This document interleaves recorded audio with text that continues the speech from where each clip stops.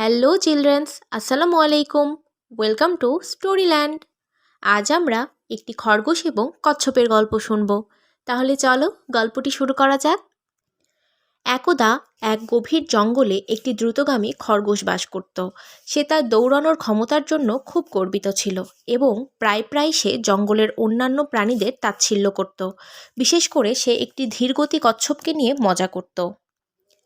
একদিন খরগোশ কচ্ছপকে দেখে বলল, হে কচ্ছপ, তুমি এত ধীর যে মনে হয় যেন তুমি কখনোই কোথাও পৌঁছাতে পারবে না। তুমি কি আমার সাথে একটি দৌড় প্রতিযোগিতায় অংশ নিতে চাও? কচ্ছপ তার স্বভাবসুলভ শান্তভাবে বলল, বেশ খরগোশ, আমি তোমার চ্যালেঞ্জ গ্রহণ করছি। আমরা কাল সকালে প্রতিযোগিতায় নামব। পরের দিন সকালে জঙ্গলের সমস্ত প্রাণী প্রতিযোগিতার সাক্ষী হতে জড়ো হয়েছিল।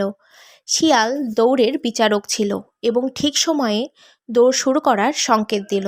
খরগোশ মুহূর্তের মধ্যেই ঝড়ের বেগে দৌড়ে অনেক দূরে চলে গেল। কচ্ছপ ধীরগতিতে তার যাত্রা শুরু করলো। কিছু দূর যাওয়ার পর খরগোশ পিছনে ফিরে দেখলো কচ্ছপ অনেক পেছনে পড়ে আছে। খরগোশ ভাবলো কচ্ছপ আসতে আসতে অনেক সময় লাগবে, এরই মধ্যে আমি একটু বিশ্রাম নিতে পারি। তাই বলে সে রাস্তার পাশে গাছের নিচে শুয়ে পড়ল। এদিকে কচ্ছপ অবিরাম হেঁটে চলেছে।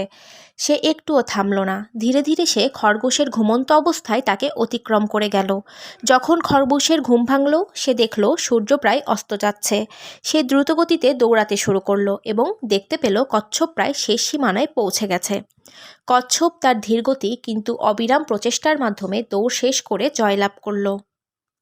কচ্ছপ দৌড় প্রতিযোগিতায় বিজয়ী হলো। খরগোশ তার নিজের অহংকার এবং অলস্যের জন্য অনুতপ্ত হলো। সে বুঝতে পারল ধীরগতি এবং স্থির প্রচেষ্টা সবসময় দ্রুতগতি এবং অহংকারকে পরাজিত করতে পারে।